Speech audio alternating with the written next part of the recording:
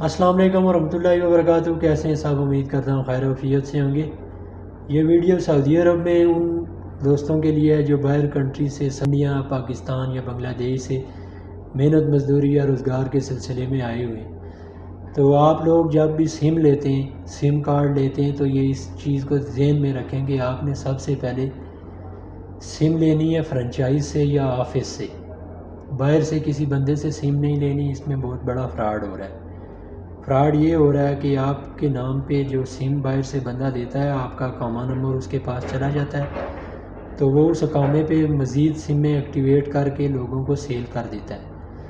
تو یا تو وہ بل والی سمیں ہوتی ہیں آگے جو لوگوں کو سیل کرتا ہے، یا آپ کو جو سم دیتا ہے وہ بھی بل والی ہوتی ہے۔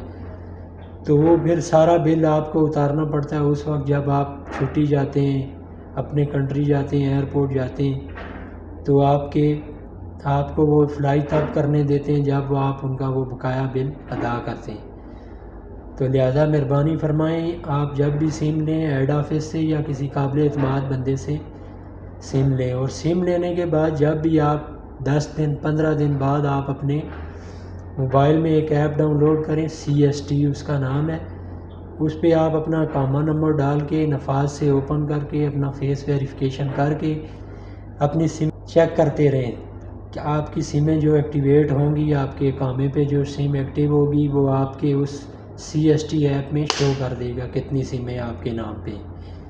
تو ویڈیو پسند آئے ویڈیو کو لائک شیئر ضرور کریں، اور بیل آئیکن اور چینل سبسکرائب کریں، اور اس طرح کی تمام معلوماتی ویڈیو کے لیے بیل آئیکن پریس کریں۔ شکریہ۔